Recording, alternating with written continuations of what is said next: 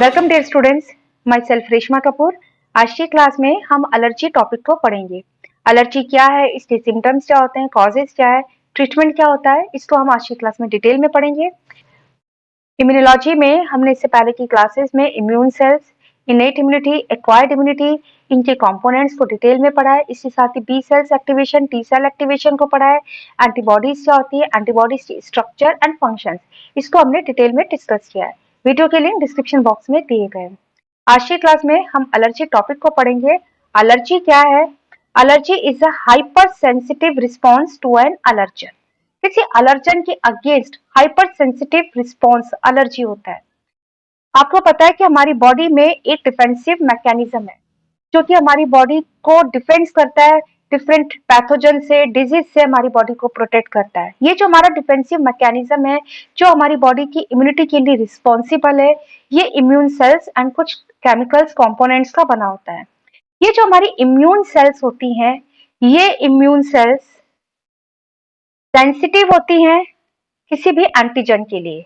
ठीक है, किसी एंटीजन या पैथोजन के लिए ये सेंसिटिव होती हैं।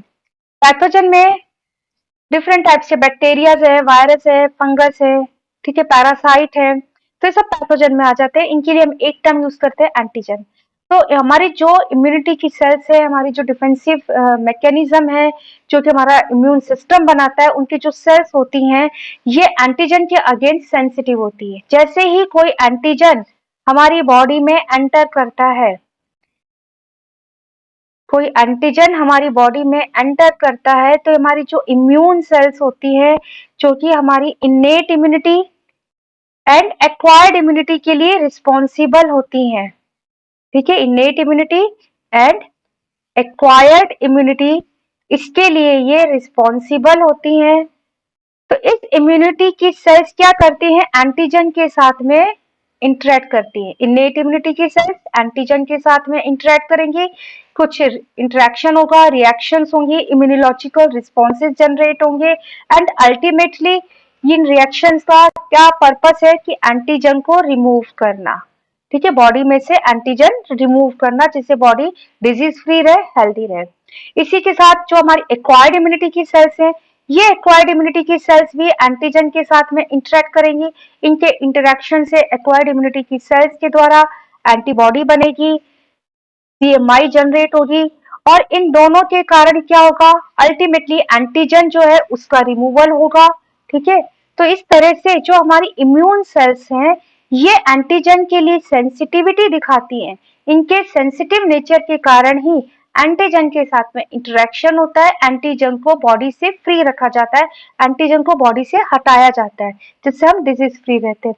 तो जो इनकी सेंसिटिविटी एक अच्छी चीज है, लेकिन जब यही इम्यून सेल्स एंटीजन के लिए ज्यादा सेंसिटिव हो जाए, हाइपर सेंसिटिव हो जाए, तो क्या होता है? ये हमारी बॉडी को हार्म पहुंचाने लग जाता है।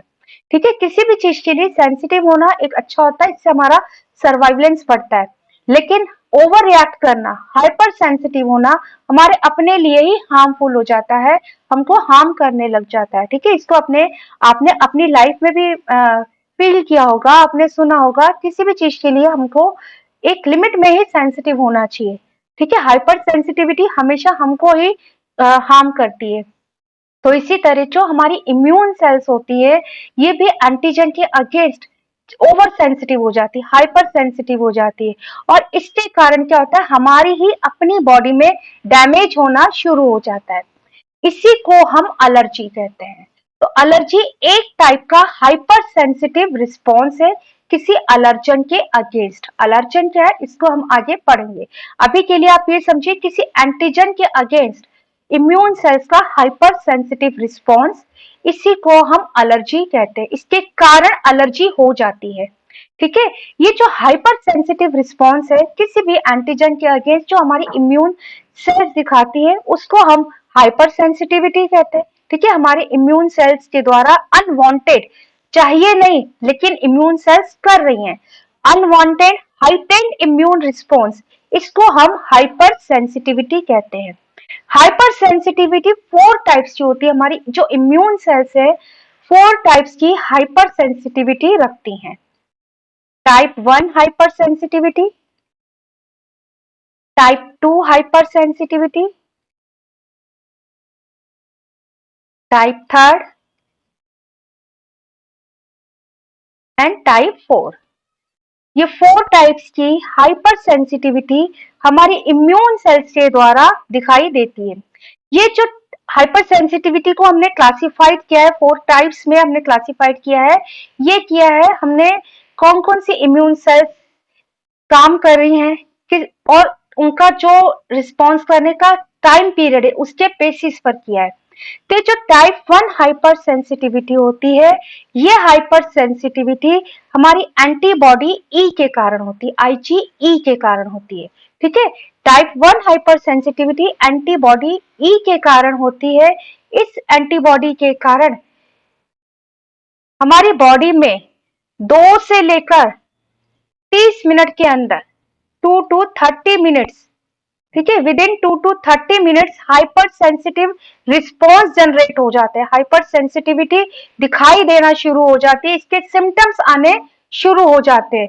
तो उस टाइप की हाइपर सेंसिटिविटी को, जो कि एंटीबॉडी ई के कारण हो रही है, जिसके सिम्टम्स 2 से 30 मिनट के अंदर दिखाई दे रहे हैं, ठीक है, रिस्पॉन्स जो हो रहा है हाइपर सेंसिटिविटी, इसके सिम्टम्स हमको 2 से 30 मिनट के अंदर दिखाई दे रहे हैं, इसे हम टाइप 1 हाइपर सेंसिटिविटी कहते हैं। और ये जो टाइप 1 हाइपर सेंसिटिविटी है, यही एलर्जी होती है। तो एलर्जी एक type 1 hyper sensitive immune response है किसी भी एलर्जन के अगेंस्ट। ठीक है, तो एलर्जी क्या है आपको समझ में आ गया, एक type 1 hyper sensitive immune response किसके लिए, किसी एलर्जन के अगेंस्ट। अब ये एलर्जन क्या होता है, कोई भी एंटीजन जो कि एलर्जिक सिम्टम्स को कॉज करेगा उसको हम एलर्जन कहते हैं।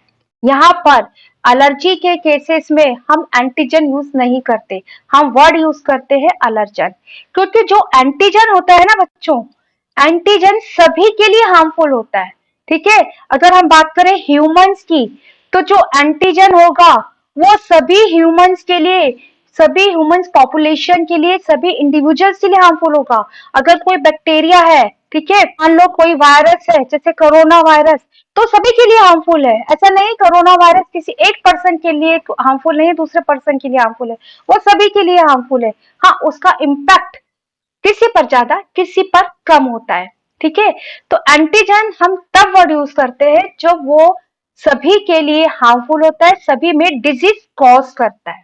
ठीक है, एंटीजन वर्ड कब यूज करेंगे, ऐसा कोई भी particle, pathogen, bacteria, virus, fungus या फिर कोई केमिकल जो कि सभी पॉपुलेशन के सभी पर्सन के लिए हार्मफुल होता है, उनमें डिजीज को कॉज करता है। लेकिन अलर्जन जो होता है, अलर्जन ऐसे पार्टिकल्स होते हैं जो कि पॉपुलेशन में सभी के लिए हार्मफुल नहीं होते, ये कुछ इंडिविजुअल्स के लिए हार्मफुल होते हैं।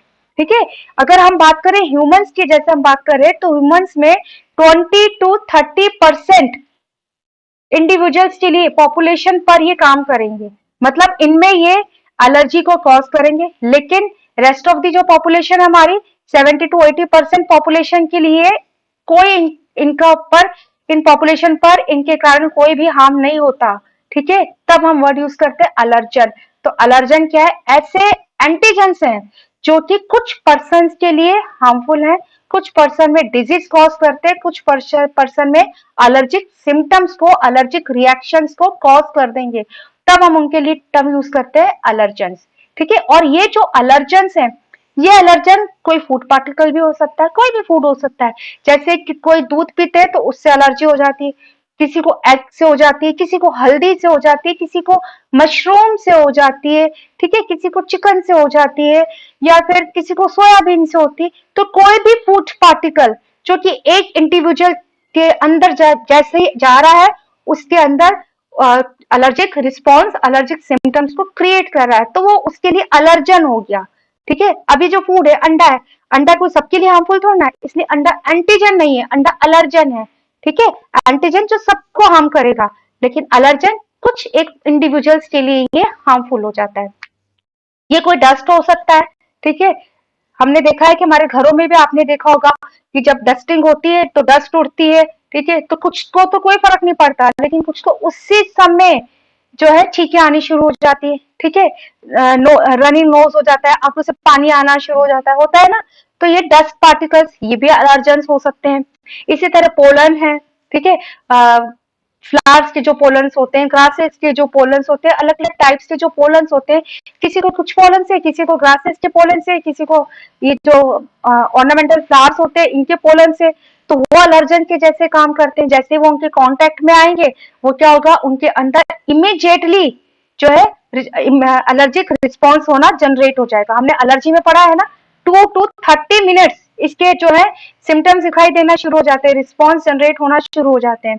तो ये जो पोलन है सबके लिए हार्मफुल थोड़ा ना है, कुछ पर्सन के लिए तो है, तो इसलिए क्या है, पोलन अलर्जन है। इसी तरह प्लांट लेटेक्स से, जैसे कि कुछ लोगों को अगर वो भिंडी को काटते हैं तो उनकी स्किन में उसी समय इचिंग होनी शुरू हो जाती है, अरबी को काटते हैं तो इचिंग शुरू हो जाती है।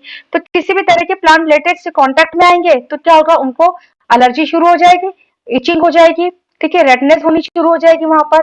तो ये क्या है, अलर्जेंस होते हैं। इसी तरह कुछ ड्रग्स होती है, किसी को कुछ ड्रग्स सूट नहीं करती। आपने आपने जो है पढ़ा होगा या सुना होगा कि समटाइम्स ऐसा होता है कि किसी को कुछ एंटीबायोटिक सूट नहीं करती हैं, ठीक है, उसका जो केमिकल है इंडिविजुअल एक पर्सन के लिए वो सूट नहीं करता, तो डॉक्टर पूछ लेता है कि आपको एलर्जी तो नहीं है। तो ड्रग्स भी हो सकती है, मोल्ड्स हो सकते हैं, कोई भी जैसे मशरूम है, मशरूम मोल्ड्स में आ जाते हैं। इसी तरह पेट्स हैं, ठीक है, किसी को पेट से एलर्जी हो जाती है, लाइक पेट के जैसे ही कांटेक्ट में आएंगे, जो पेट्स के जो हेयर्स होते हैं, फर होता है, उससे जो डेंड्राइट्स है, जैसे ही वो आपकी स्किन को टच करेंगे तो क्या होगा, एलर्जी शुरू हो जाएगी, वहां पर इचिंग हो सकती है, ठीक है, कुछ रेडनेस आ जाती है। तो ये सब क्या है, अलर्जेंस होते हैं। इसी तरह इंसेक्ट स्टिंग्स हैं, ठीक है, कोई चींटी काट गई तो किसी को चींटी काटने पर भी इतना ज्यादा इम्यूनोलॉजिकल रिस्पॉन्स जनरेट हो जाता है कि उनकी पूरी बॉडी पर समटाइम्स जो है एलर्जी के सिम्टम्स दिखाई देने लग जाते हैं। तो कहने का मतलब क्या है, एंटीजन अलग चीज है। एंटीजन ऐसे पैथोजन से, ऐसे पार्टिकल से, ऐसे एपिटोप्स हैं जो कि सभी के लिए हार्मफुल है।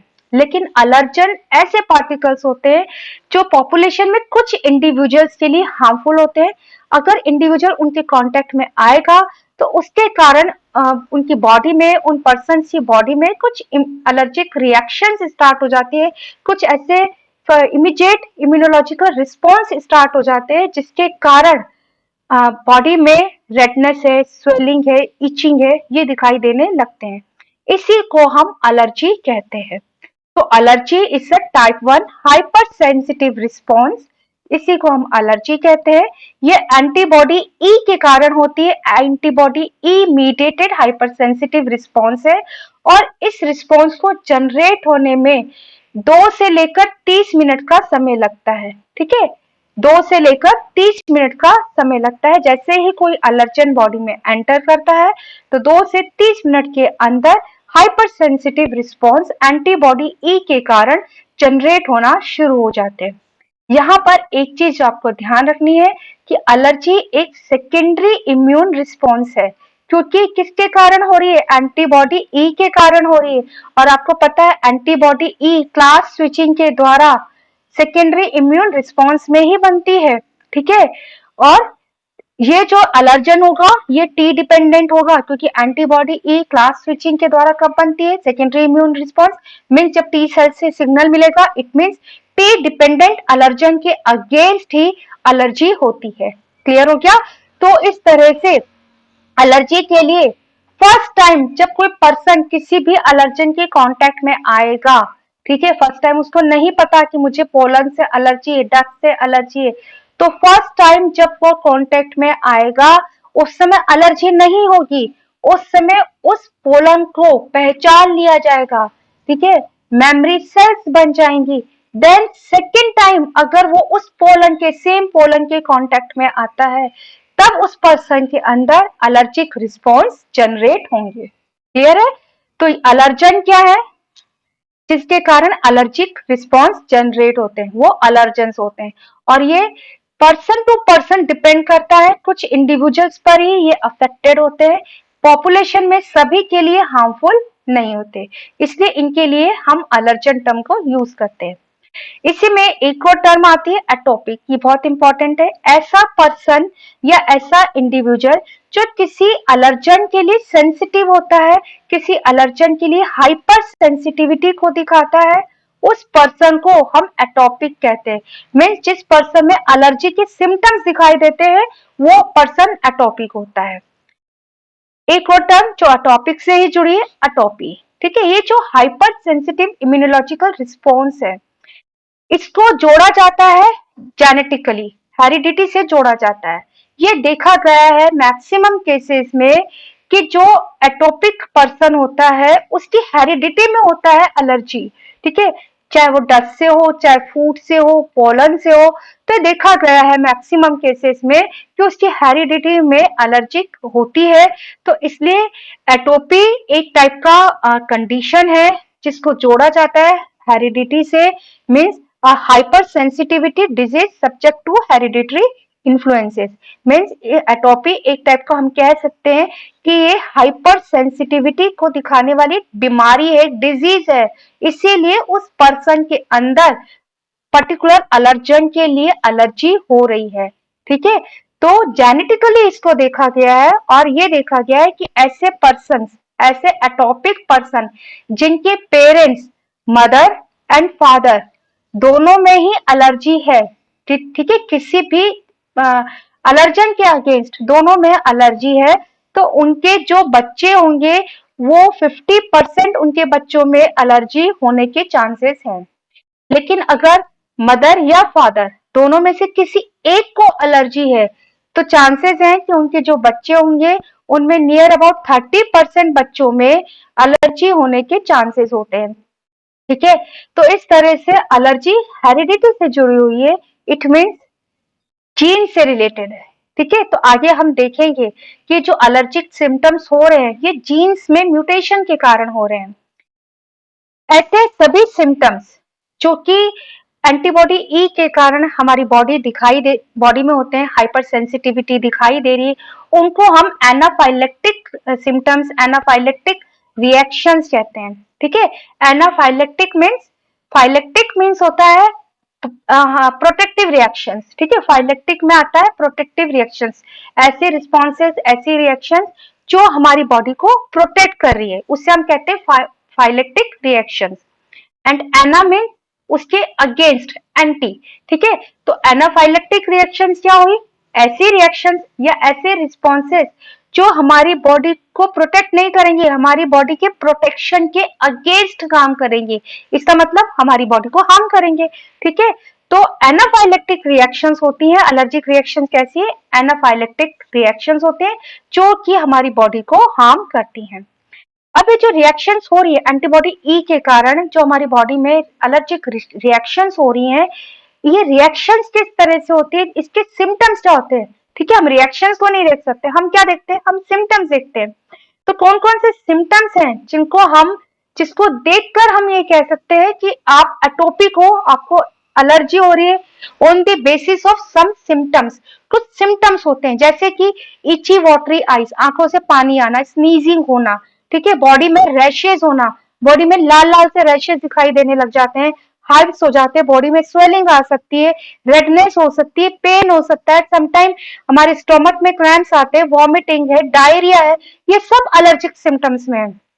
ट्रबल इन स्वेलिंग, निकलने में प्रॉब्लम होती है, चेस्ट टाइटनेस, ये बहुत इंपॉर्टेंट सिम्टम्स है, जो कि जिनको अस्थमा होता है उनको सडन हो जाता है। ठीक है, तो चेस्ट टाइटनेस, ब्रीथिंग में प्रॉब्लम होना, ठीक है, यहाँ हमारे जो बोलने में यहाँ पर घर घर की आवाज आने लग जाती है। तो ये सारे जो सिम्टम्स हैं, इन सारे सिम्टम्स को हम एलर्जिक सिम्टम्स कहते हैं, जो कि एनाफाइलेक्टिक रिस्पॉन्सेस के कारण, एनाफाइलेक्टिक रिएक्शंस के कारण हमारी बॉडी में दिखाई देते हैं।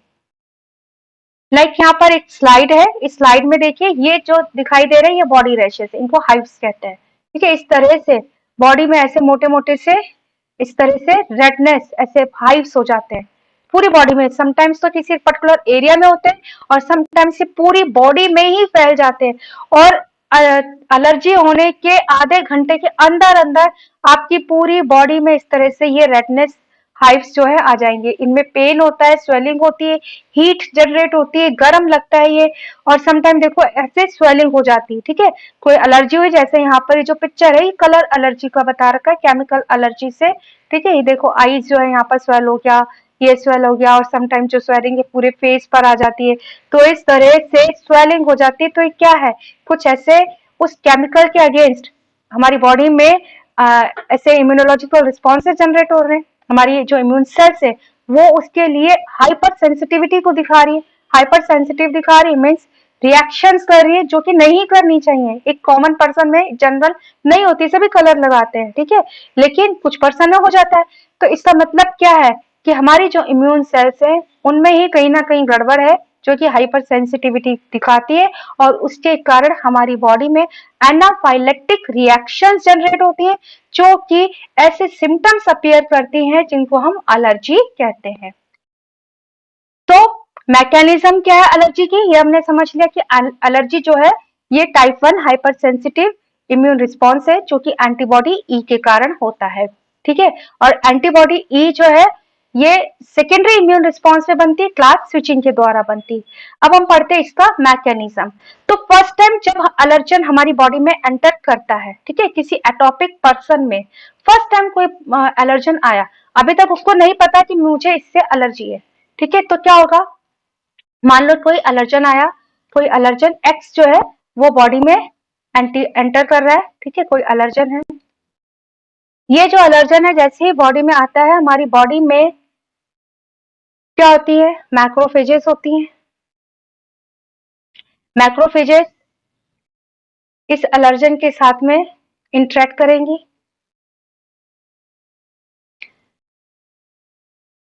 फेगोसाइटोसिस कर लिया जाएगा, इनकी प्रोसेसिंग स्टार्ट होगी। ठीक है, छोटे छोटे पीसेस में इसको तोड़ा जाएगा, साथ ही इसको ये रिसेप्टर पर एमएचसी क्लास 2 पर इसको ये रिप्रेजेंट करेंगी।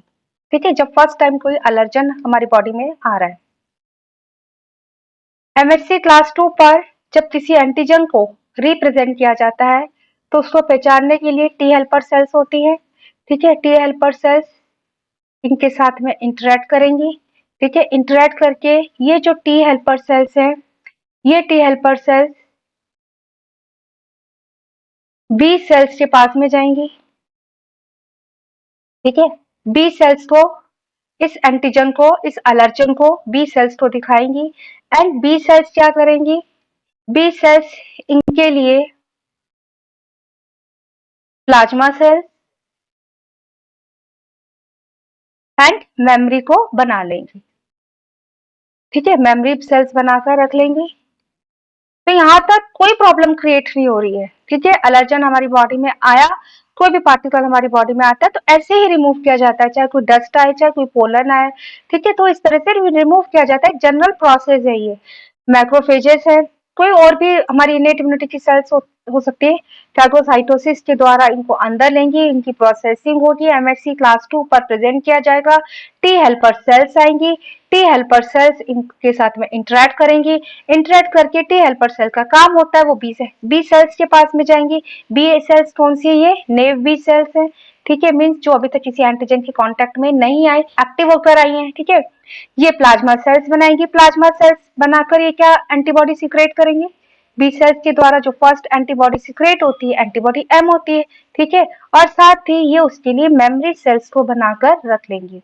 लेकिन हम बात करें एटोपिक पर्सन में, अगर कोई पर्सन एटोपिक है, ठीक है, एक पर्टिकुलर एलर्जन के लिए कोई पर्सन एटोपिक है, तो अब क्या होता है कि ये जो बी सेल्स है जो कि आईजीएम बना रही है, ये इस एलर्जन के लिए बहुत जल्दी क्लास स्विचिंग कर जाती है। ठीक है, इनके द्वारा बहुत जल्दी क्लास स्विचिंग हो जाती है, और बहुत जल्दी क्लास स्विचिंग करके ये आईजीजी आईजीई बनाना शुरू कर देती है। ठीक है, इस चीज को अब आप यहाँ पर ही समझिए कि पर्सन एटोपिक है। ठीक है, तो जनरल कंडीशन में तो आईजीएम बनी, मेमोरी सेल्स बन गई, काम खत्म हो गया। ठीक है ना, अभी आईजी नहीं बनी, लेकिन अगर पर्सन एटोपिक है तो ये जो बी सेल्स होती हैं ये बहुत जल्दी जल्दी क्लास स्विचिंग करती हैं, और क्लास स्विचिंग के द्वारा ये एंटीबॉडी ई बना लेती हैं। अब ये जो एंटीबॉडी ई बनी है, ठीक है, इसी के साथ में यहीं पर आप समझ लीजिए ये जो पर्सन है अब उस वो दोबारा से इसका एक्सपोजर हो गया उस अलर्जन के लिए, पर्सन का दोबारा एक्सपोजर हो गया अलर्जन के लिए, ठीक है। तो क्या होगा, सेम यही प्रोसेस होगा, एलर्जी आएगा, मैक्रोफेजेस आएंगी, बी सेल्स बनेगी, जल्दी से एंटीबॉडी ई बनेगी। अब ये जो एंटीबॉडी ई जो बन जाती है बी सेल्स के द्वारा, ये एंटीबॉडी ई इनकी एफिनिटी होती है मास्ट सेल या बेसोफिल सेल जो अलार्मिंग सेल्स होते हैं उनके साथ में इंटरेक्ट करने की, ठीक है। तो एंटीबॉडी ई, जस्ट सपोज ये मास्ट सेल है और मास्ट सेल मिलती कहां पर है हमारी बॉडी में, हमारी बॉडी के जो म्यूकस है, ठीक है, चाहे हमारी स्किन हो या हमारा जीआईटी हो या हमारा रेस्पिरेटरी ट्रैक्ट हो, इसकी जो म्यूकस के नीचे क्या होती है, मास्ट सेल्स होती है, बेसोफिल्स होती है, तो मास्ट सेल्स वहां पर प्रेजेंट है। मास्ट सेल की सरफेस पर क्या होते हैं, एंटीबॉडी ई के लिए इनकी सरफेस पर antibody FC epsilon receptor 1 present होता है, ठीक है। एंटीबॉडी ई आ रही है, ये एंटीबॉडी ई के एफसी फ्रेगमेंट को रिकॉग्नाइज करती है। एंटीबॉडी ई जो है, एंटीबॉडी ई का जो टाइम स्पान है वो बहुत कम होता है, 2-3 दिन के अंदर ही एंटीबॉडी ई डिग्रेड हो जाती है, खत्म हो जाती है, ठीक है, सीरम में नहीं रहती है। लेकिन अगर मास्ट सेल की सरफेस पर जो ये इनके एफसी फ्रेगमेंट को पहचानने वाला ये रिसेप्टर प्रेजेंट है, इसके साथ में इंटरेक्ट हो जाए, ठीक है, तो इंटरेक्शन से क्या होता है, हमने पढ़ा था कि इनका जो लाइफ स्पान है वो बढ़ जाता है, ठीक है, इनका लाइफ स्पान बढ़कर 10 से 15 दिन का हो जाता है, 10 to 15 डेज इनका लाइफ स्पान इंक्रीज हो जाता है। अब यहां तक भी बात सही है, ठीक है, यहां तक भी हमारी बॉडी को डैमेज नहीं हो रहा, लेकिन होता क्या है कि ये जो आईजीई बन बनकर आ रही हैं, मास्ट सेल के साथ में इनका इंटरेक्शन हो रहा है। अब ये जो अलर्जन होता है ना, जो हमारी जो एटोपिक पर्सन में आया, ये अलर्जन यहां तक तो बाइंड स्टेज में आ रहा है, ठीक है, बाइंड स्टेज में आ रहा है, मैक्रोफेजेस है, टी हेल्पर सेल से बाइंड स्टेज में आ रहा है। लेकिन ये जो अलर्जन है, जो आईजीई बन गई, जो कि मास्ट सेल के ऊपर आकर अब बैठ गई है, वो क्या करती है, वो अलर्जन को फ्री स्टेट में ही इंटरेक्ट करना स्टार्ट कर देती है, ठीक है। तो अलर्जन के साथ में फ्री स्टेट में इंटरेक्ट कर लेती है, जस्ट सपोज ये और कोई हमारा ये एफसी इप्सिलॉन रिसेप्टर है, ये कोई और एंटीबॉडी ई है, इंटरेक्शन हुआ, ठीक है, तो ये अलर्जन को फ्री स्टेट में ही कैप्चर करना शुरू कर देती है।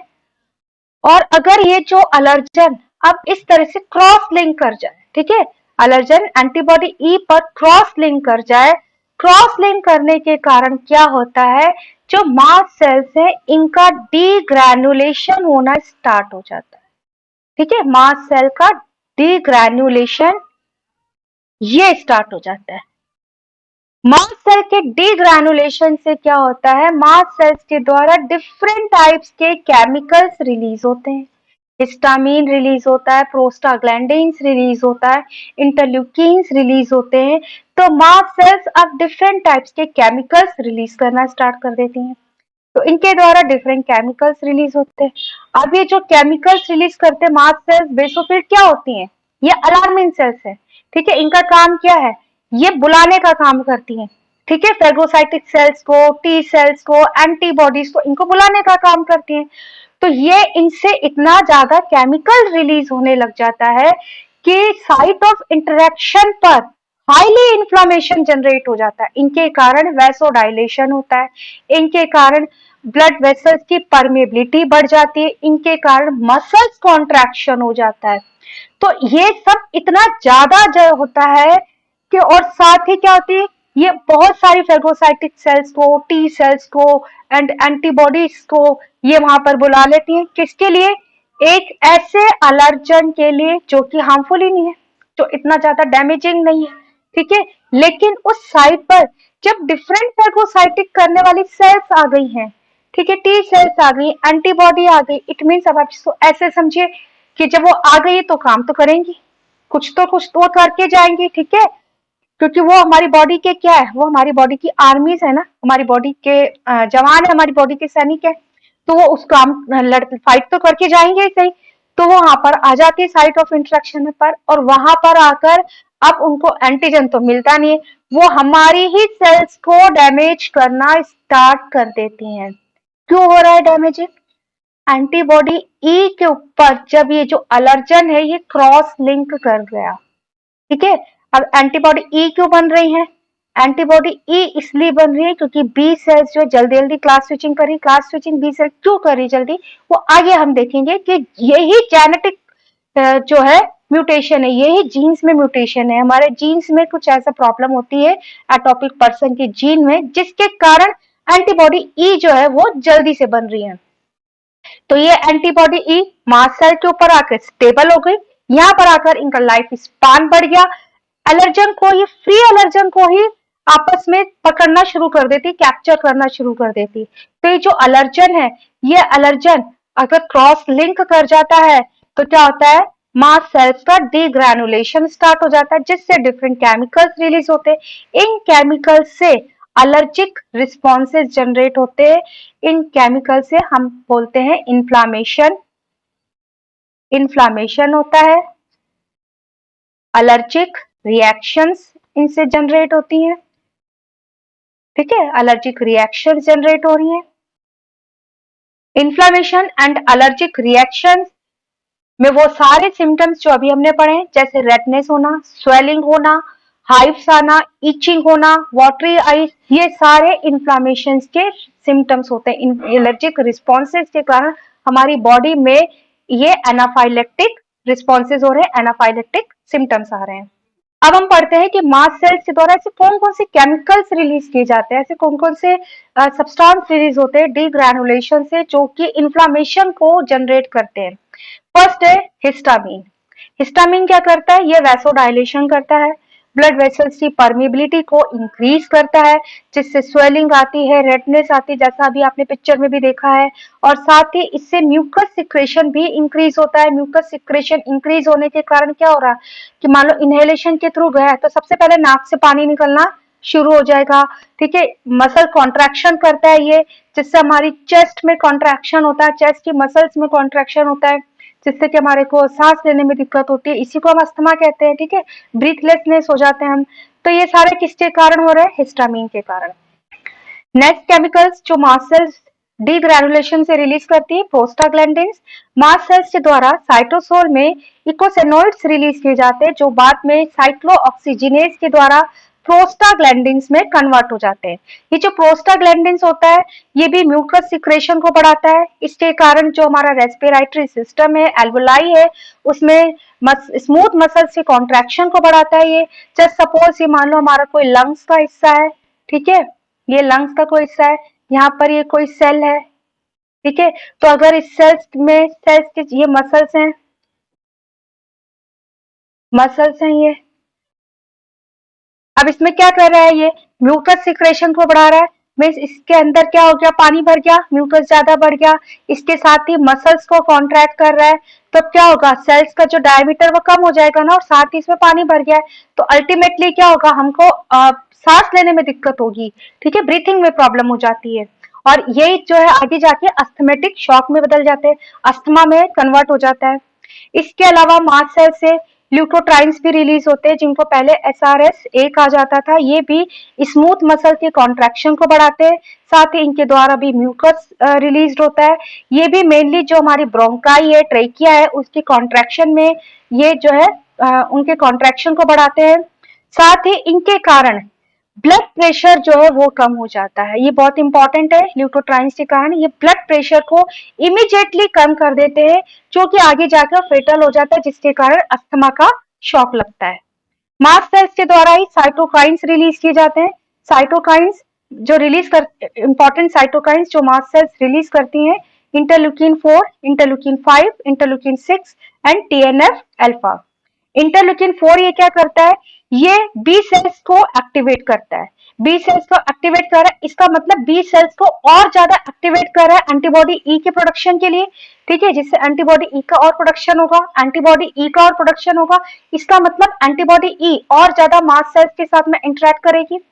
इसी के साथ IL-5 ये क्या करता है, ये इओसिनोफिल्स है, न्यूट्रोफिल्स है, इनको रिक्रूट करता है इंटरेक्शन साइट पर, जहां पर अलर्जन आया है, जहां पर ये सारा काम हो रहा है, वहां पर ये इओसिनोफिल्स, न्यूट्रोफिल्स इनको बुलाता है। इसका मतलब क्या है कि वहां पर और फेगोसाइटोसिस करने वाली सेल्स आएंगी, और सेल्स आएंगी तो क्या होगा, एलर्जन है वहां पर, कोई एंटीजन तो है नहीं, तो वो हमारी सेल्स को, हमारे टिश्यूज को डैमेज करेंगी, तो मोर टिश्यू डैमेज होगा।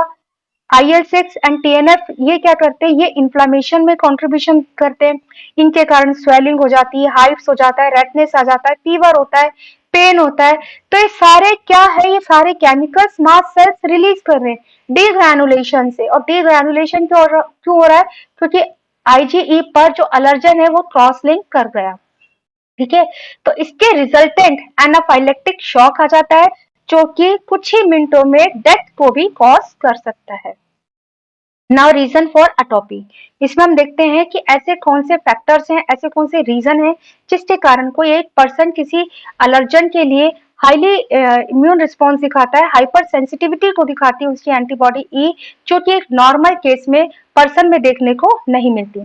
फर्स्ट रीजन है increase in the affinity of B cell for interleukin 4 and interleukin 5। हमने पढ़ा है कि कोई अलर्जन हमारी बॉडी में एंटर किया, ठीक है, अलर्जन के साथ में क्या इंटरेक्ट करेंगे, कोई भी फैगोसाइटोसिस करने वाली सेल, मैक्रोफेजेस, ये नॉर्मल केस में भी होगा, ठीक है, मैक्रोफेजेस एलर्जन को एंगल्फ करेंगी, फैगोसाइटोसिस करना स्टार्ट करेंगी, इसका छोटे छोटे पीसेस में इसको तोड़ा जाएगा, एंड ये इसको MHC क्लास 2 पर रिप्रेजेंट करेंगी। MHC क्लास 2 पर टी हेल्पर सेल्स है जो कि इंटरेक्ट कर लेती हैं, इनके पास में रिसेप्टर होता है और ये इसको इंटरेक्ट कर लेंगे। इंटरेक्शन के साथ ही अब ये जो टी हेल्पर सेल्स है, इनके द्वारा इंटरल्यूकिन 4 एंड इंटरल्यूकिन 5 सीक्रेट होता है, ठीक है, T cells interleukin 4 and interleukin 5 को सीक्रेट करती है, जो कि इंटरेक्ट करेगा बी सेल से। ठीक है, ये नॉर्मल केसेस में जो प्रोसेस है वो हम पढ़ रहे हैं, बी सेल को इंटरेक्ट करता है। जस्ट सपोज बी सेल पर यहाँ पर कोई एक ऐसा रिसेप्टर है, ठीक है, बी सेल पर यहाँ कोई रिसेप्टर है जो कि इंटरल्यूकिन से इंटरेक्ट करता है, ये बी सेल का रिसेप्टर है। अब क्या होता है, जनरल केसेस में, नॉर्मल केसेस में ये रिसेप्टर नॉर्मल है, ठीक है, हम पढ़ रहे हैं एटोपी के रीजन, पर्सन एटोपिक क्यों है, मीन्स हेरिडिटरी रीजन पढ़ रहे हैं। तो एटोपिक पर्सन में क्या होता है, ये जो रिसेप्टर है, अब पॉसिबल है कि इस रिसेप्टर में म्यूटेशन हो गया हो, ये म्यूटेशन या म्यूटेटेड रिसेप्टर है, तो अगर इसमें म्यूटेशन हो जाएगा तो इस रिसेप्टर की इंटरल्यूकिन के साथ में इंटरेक्ट करने की एफिनिटी बढ़ जाएगी, ठीक है, इस रिसेप्टर की इंटरल्यूकिन 4 एंड 5 से इंटरेक्शन करने की एफिनिटी जो है वो इंक्रीज हो जाती है। अगर ये एफिनिटी इंक्रीज हो जाए, increase in the affinity of B cell for interleukin 4 and 5, तो इसके रिजल्टेंट क्या होता है, क्लास स्विचिंग जल्दी जल्दी होती है, ठीक है, क्लास स्विचिंग ये जल्दी जल्दी होती है। क्लास स्विचिंग जल्दी होगी तो इट मींस जो बी सेल्स हैं, जो कि plasma cells and memory cells बनाती हैं, ठीक है, तो प्लाज्मा सेल्स में अब जल्दी क्लास स्विचिंग हो जाएगी, तो IgM बनते ही जल्दी जल्दी में IgE भी बन जाएगा, ठीक है, तो रीजन क्या हो गया, इंटरल्यूकिन 4 एंड 5 से इंटरेक्ट करने वाले रिसेप्टर में अगर म्यूटेशन हो जाए, ठीक है, रिसेप्टर बन रहा है जीन से, तो अगर म्यूटेशन हो जाए तो एफिनिटी बढ़ जाएगी, एफिनिटी बढ़ जाएगी, क्लास स्विचिंग होगी, क्लास स्विचिंग जल्दी होने शुरू हो जाएगी, क्लास स्विचिंग जल्दी होने लग जाएगी, तो क्या होगा कि एंटीबॉडी ई जो है वो जल्दी बनेगी। दूसरा रीजन हो सकता है lacking of FC epsilon receptor 2 on B cell, B cell के ऊपर एक और रिसेप्टर प्रेजेंट होता है, ठीक है, उस रिसेप्टर को हम कहते हैं IgFC इप्सिलोन रिसेप्टर 2, ये बी सेल के ऊपर प्रेजेंट होता है, ठीक है, इन चारों में से कोई भी रीजन हो सकता है, एटोपी होने का इन चारों में से कोई भी रीजन हो सकता है, इस चीज को आप समझ लेना। तो अगर इस रिसेप्टर 2 की लैकिंग हो जाए, ये रिसेप्टर 2 ना हो बी सेल के ऊपर, या फिर इसका जो जीन है वो उसमें म्यूटेशन हो जाए, ठीक है, म्यूटेट जीन हो, तो इससे क्या होगा कि ये जो रिसेप्टर है, ये रिसेप्टर एंटीबॉडी ई बनाने के लिए नेगेटिव फीडबैक देता है, ठीक है। नेगेटिव फीडबैक के द्वारा ये एंटीबॉडी ई के प्रोडक्शन को रेगुलेट करता है, एंटीबॉडी ई के प्रोडक्शन को नेगेटिव फीडबैक के द्वारा ये रेगुलेशन देता है, रेगुलेट करता है। लेकिन अगर ये रिसेप्टर ही प्रेजेंट नहीं होगा तो क्या होगा, बी सेल को नेगेटिव फीडबैक नहीं मिलेगा। नेगेटिव फीडबैक क्या होता है, कोई चीज ज्यादा अमाउंट में बनने लग जाए तो खुद ही नेगेटिव फीडबैक के द्वारा अपने प्रोडक्शन को रोक देती है। तो नेगेटिव फीडबैक के द्वारा ये जो रिसेप्टर है एंटीबॉडी ई के प्रोडक्शन को रेगुलेट करता है, लेकिन ये रिसेप्टर तो म्यूटेटेड है, ठीक है, या ये एब्सेंट है, तो क्या होगा, नेगेटिव फीडबैक नहीं मिलेगा, जिससे बी सेल मोर एंटीबॉडी ई प्रोड्यूस करती है। एक बार बी सेल के द्वारा एंटीबॉडी प्रोड्यूस होना शुरू हो गई किसी एलर्जन के अगेंस्ट, अब आप इस चीज को दिमाग में ध्यान में रखकर समझेंगे, किसी एलर्जन के अगेंस्ट एक बार एंटीबॉडी ई बनना शुरू हो गई तो अब वो बी सेल्स अनकंट्रोल्ड मैनर में एंटीबॉडी ई प्रोड्यूस करती रहेंगी। क्लियर हो गया? तो सेकेंड रीजन है lacking of IGFC epsilon R receptor 2 on B cell. Third reason है म्यूटेशन इन CD23। अगर CD23 इस प्रोटीन में म्यूटेशन हो जाए, ये प्रोटीन जो है एंटीबॉडी ई के साथ में बाइंड होकर एंटीबॉडी ई के प्रोडक्शन को रोकता है, तो इस तरह से ये भी नेगेटिव फीडबैक देता है।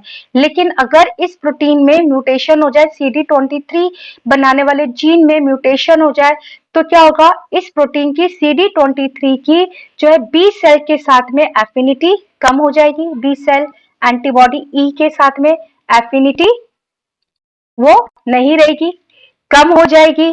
कम हो जाएगी इसका मतलब है कि अगेंस्ट एंटीबॉडी ई एक बार बनना शुरू हो गई तो बी सेल्स को सिग्नल नहीं मिल रहा कि एंटीबॉडी ई का प्रोडक्शन रोका जाए, तो एंटीबॉडी ई जो है अनकंट्रोल्ड मैनर में ज्यादा नंबर में बनती रहेंगी। लास्ट जो फैक्टर है जो कि एटोपी का रीजन हो सकता है, increase in the affinity of FC epsilon receptor 1 on mast cells and basophils. Mast cells के ऊपर हमने पढ़ा है कि मास्ट सेल्स हो या बेसोफिल्स हो, इनके ऊपर एंटीबॉडी ई के साथ में इंटरेक्ट करने के लिए FC एप्सिलॉन रिसेप्टर 1 प्रेजेंट होता है, जो कि एंटीबॉडी के FC फ्रेगमेंट के साथ में इंटरेक्ट करता है, जिससे कि एंटीबॉडी ई मास्ट सेल पर जाकर बाइंड हो जाती हैं और इस तरह से इनका लाइफ स्पान बढ़ जाता है। तो अगर ये जो एंटीबॉडी ई बन रही है इस रिसेप्टर में इस तरह से चेंजेस हो जाए, म्यूटेशन हो जाए कि इन रिसेप्टर के कारण मास्ट सेल की एफिनिटी ज्यादा हो जाए एंटीबॉडी ई के साथ में इंटरेक्ट करने की, तो भी एटोपी हो जाती है। तो ये 4 रीजन्स हैं जिसके कारण कोई पर्सन एटोपिक होता है, किसी भी एलर्जन के लिए कोई पर्सन एटोपिक होता है। और चूंकि ये जो रिसेप्टर्स है ये जीन्स में म्यूटेशन के कारण एफिनिटी को बढ़ा रहे हैं या कम कर रहे हैं, इसलिए इसको एटोपिक को हम हेरिडिटी से जोड़ते हैं कि अगर पेरेंट्स में भी एलर्जी है तो 50% चांसेस हैं कि उनके बच्चों में भी एलर्जी होगी। नेक्स्ट है एनाफाइलेक्टिक रिएक्शंस और एनाफाइलेक्सिस और टाइप 1 हाइपर सेंसिटिव रिएक्शंस। ऐसी रिएक्शंस जो कि एंटीबॉडी ई एंड एलर्जन के इंटरेक्शन से मास्ट सेल्स का डिग्रैनुलेशन हो रहा है, मास्ट सेल से कुछ केमिकल्स रिलीज हो रहे हैं जो कि बॉडी में इंफ्लेमेशंस को जनरेट कर रहे हैं।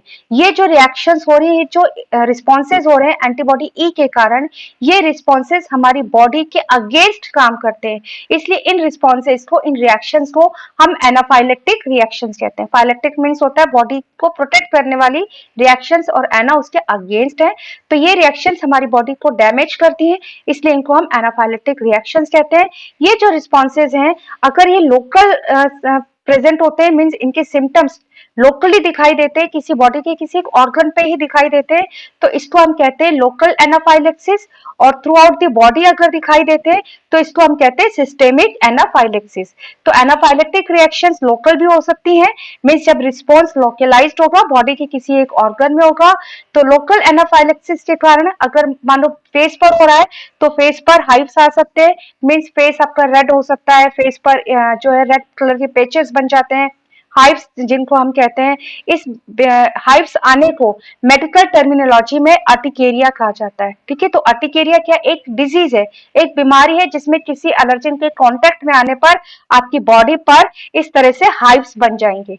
ठीक है, तो ये हाइव्स बनने को इसको हम अर्टिकेरिया कहते हैं। इसी के साथ में एडिमा भी हो सकता है। एडिमा में क्या होता है कि इसमें स्वेलिंग हो जाती है। ठीक है, आपका फेस है, आईज है, ठीक है, जैसे ये आईज है, यहाँ पर स्वेलिंग आ सकती है, फोरहेड पर स्वेलिंग है, लिप्स पर स्वेलिंग आ सकती है। तो आपके किसी भी ऑर्गन में, बॉडी के किसी भी ऑर्गन में स्वेलिंग दिखाई देती है तो उसको हम एडिमा कहते हैं। एडिमा क्यों हो रहा है? क्योंकि जो हमने पढ़े हैं केमिकल्स क्या करते हैं, म्यूकस सिक्रेशन को बढ़ाते हैं। म्यूकस सिक्रेशन को बढ़ाते मीन्स टिश्यूज में पानी भर जाता है, तो पानी भरने के कारण स्वेलिंग हो जाती है, उसी को हम मेडिकल टर्मिनोलॉजी में एडिमा कहते हैं।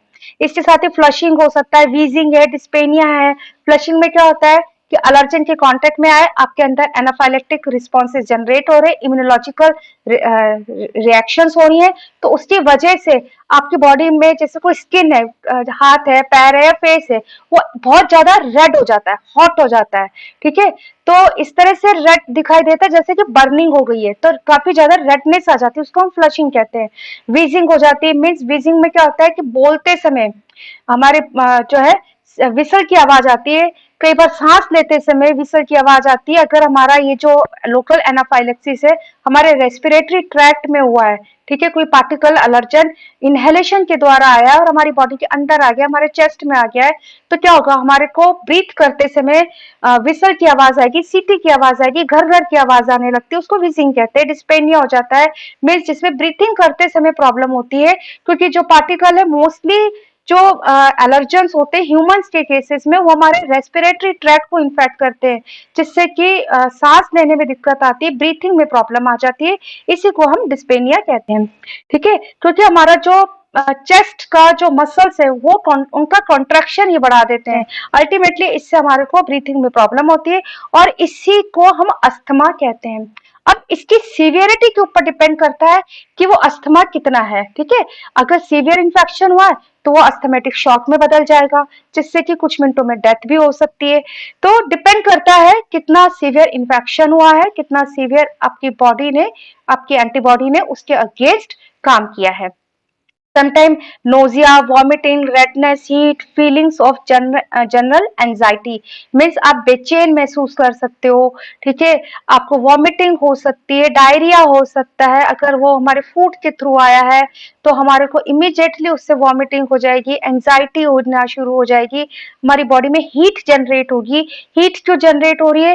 क्योंकि हमने देखा है कि मास्ट सेल्स या अलार्मिंग सेल्स है, वो बहुत सारी सेल्स को उस साइट पर जहाँ पर काम हो रहा है, इंटरेक्शन हो रहा है, पार्टिकल है, वहां पर बुला लेते हैं, तो इतनी सारी सेल्स आएंगी, मेटाबॉलिक रिएक्शन होगा तो हीट जनरेट होगी। ठीक है, तो बॉडी काफी वार्म हो जाती है। तो ये सारे सिम्टम्स है लोकल एनाफाइलेक्सिस के।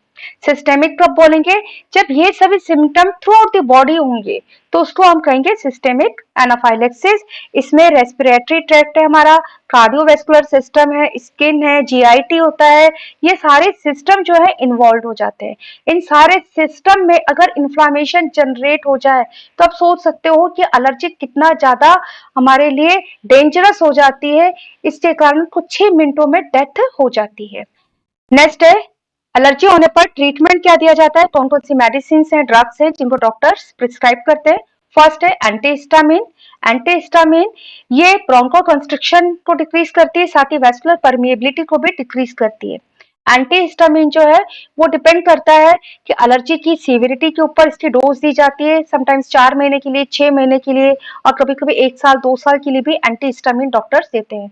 एंड जिनको अस्थमा होता है और ओल्ड एज होती है तो रेगुलर बेसिस पर भी एंटीहिस्टामिन, जिनको हम एंटी एलर्जिक टेबलेट्स कहते हैं, वो लेते हैं। एंटीहिस्टामिन के साथ ही डॉक्टर्स कॉर्टिकोस्टेरॉइड्स, स्टेरॉइड्स को टैबलेट फॉर्म में भी देते हैं, इनके इंजेक्शंस भी लगाए जाते हैं, डिपेंड होता है अगेन एलर्जिक रिस्पॉन्स हमारा कितना है उसकी सीवियरिटी के ऊपर। ये जो है इन्फ्लामेटरी रिस्पॉन्स को डिक्रीज करते हैं। कॉर्टिकोस्टेरॉइड्स के साथ में एपिनेफ्रिन भी कॉम्बिनेशन फॉर्म में दिया जाता है, ये ब्लड वेसल्स को कंस्ट्रिक्ट करता है। तो ये 3 मेजर ड्रग्स है जो कि डॉक्टर्स एलर्जिक ट्रीटमेंट के लिए प्रेस्क्राइब करते हैं, but prevention is better than cure. Doctors आपको साथ में ये भी कहते हैं कि आप खुद ही अपनी बॉडी को ऑब्जर्व करो, आप देखो कि आपको किस चीज से एलर्जी है। इसके लिए डॉक्टर्स आपको पूरा बताते हैं कि आपको किस तरह से अपनी बॉडी को देखना है, अपने खाने पीने की चीजों को देखो और डायरी में नोट करो। तो ये चीजें आपको कही जाती हैं कि आप खुद से देखना शुरू करो, ऑब्जर्वेशन करो अपनी कि किस चीज को लेने के बाद आपकी बॉडी में एलर्जी हो रही है, कोई इन्फ्लामेशन जनरेट हो रहा है, इचिंग हो रही है। ठीक है, तो अगर उस चीज का पता चल जाए, एलर्जन को आपका पता चल जाए, तो बहुत बेटर है कि आप उस एलर्जन के कांटेक्ट में ही ना आए, because prevention is better than cure. तो स्टूडेंट्स, आज की क्लास में हमने एलर्जी क्या है, सिम्टम्स क्या है, एलर्जी क्यों होती है, ऐसे कौन कौन से जीन्स रिस्पॉन्सिबल हैं जिसके कारण एलर्जी एक हेरिडिटरी डिजीज के रूप में जानी जाती है, उसको हमने डिटेल में पढ़ा है। आई होप आपके लिए ये चैप्टर बेनिफिशियल होगा। नेक्स्ट क्लास में हम type 2, type 3 and type 4 hyper sensitivity को पढ़ेंगे। मेरे चैनल को यदि आपने सब्सक्राइब नहीं किया है तो प्लीज चैनल को सब्सक्राइब जरूर करें। वीडियो अच्छा लगे तो लाइक करें, अपने फ्रेंड्स के साथ में शेयर करें। टॉपिक के रिगार्डिंग आपकी कोई क्वेरी है तो आप मुझे मैसेज कर सकते हैं, डिस्क्रिप्शन में मेरा नंबर दिया गया है। Thank you so much students.